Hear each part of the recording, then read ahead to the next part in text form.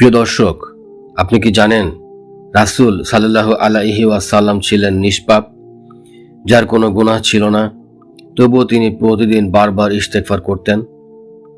তাহলে প্রশ্ন হলো, রাসূল সাল্লাল্লাহু আলাইহি ওয়াসাল্লাম দিনে কতবার ইস্তেগফার করতেন? কেন তিনি এত বেশি ইস্তেগফার করতেন? আর আমাদের জীবনে এর শিক্ষা কি? আজকের এই ভিডিওতে ইনশাআল্লাহ আমরা এই গুরুত্বপূর্ণ বিষয়টি বিস্তারিতভাবে জানব। মূল হাদিস প্রমাণসহ রাসূলুল্লাহ সাল্লাল্লাহু আলাইহি ওয়াসাল্লাম বলেছেন, হে মানুষ, তোমরা আল্লাহর কাছে তওবা করো। আমি নিজে প্রতিদিন আল্লাহর কাছে 100 বার ইস্তেগফার করি। সহিহ মুসলিম, হাদিস নাম্বার 2702। আরেকটি হাদিসে এসেছে, রাসূলুল্লাহ সাল্লাল্লাহু আলাইহি ওয়াসাল্লাম বলেছেন, আল্লাহর কসম, আমি প্রতিদিন আল্লাহর কাছে 70 বারেরও বেশি ইস্তেগফার ও তওবা করি। সহিহ বুখারী, হাদিস নাম্বার 6307।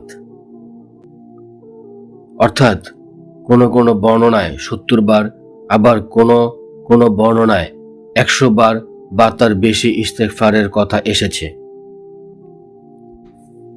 প্রশ্ন, রাসূল সাল্লাল্লাহু আলাইহি ওয়াসাল্লাম তো নিষ্পাপ ছিলেন, তাহলে কেন এত ইস্তেগফার? এখানেই আমাদের জন্য সবচেয়ে বড় শিক্ষা লুকিয়ে আছে। আল্লাহর প্রতি চরম বিনয় ও কৃতজ্ঞতা। রাসূল সাল্লাল্লাহু আলাইহি ওয়াসাল্লাম আল্লাহর নৈকট্য লাভের জন্য ইস্তেগফার করতেন। এটি ছিল গুনাহের জন্য নয়, বরং ইবাদতের উচ্চ স্তর। উম্মতের জন্য আদর্শ। তিনি আমাদের শিখিয়ে গেছেন, যদি নিষ্পাপ নবী প্রতিদিন এতবার ইস্তেগফার করেন, তাহলে আমরা যারা প্রতিনিয়ত গুনাহ করি, আমাদের কত বেশি ইস্তেগফার করা উচিত। আত্মশুদ্ধি ও আত্ম উন্নতি। ইস্তেগফার মানুষের হৃদয়কে পরিষ্কার করে, আত্মাকে নরম করে, আর আল্লাহর দিকে ফিরিয়ে আনে। ইস্তেগফারের ফজিলত কুরআনের আলোকে।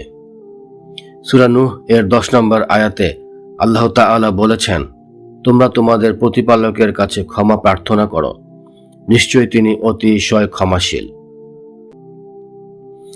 ইস্তেগফারের দুনিয়াবী উপকারিতা। গুনাহ মাফ হয়, রিজিক বৃদ্ধি পায়, দুশ্চিন্তা ও বিপদ দূর হয়, হৃদয়ে প্রশান্তি আসে, দোয়া কবুল হয়। আমরা কিভাবে আমল করব? কখন ও কিভাবে ইস্তেগফার করা উত্তম? উত্তম সময় ফজরের পর, তাহাজ্জুদের সময়, নামাজের পর, যে কোনো সময়, হাঁটতে, বসতে, কাজ করতে করতে। সহজ আমল আস্তাগফিরুল্লাহ অথবা আস্তাগফিরুল্লাহ আল্লাযী লা ইলাহা ইল্লা হুয়াল হাইয়ুল কাইয়ুম ওয়া আতুবু ইলাইহি।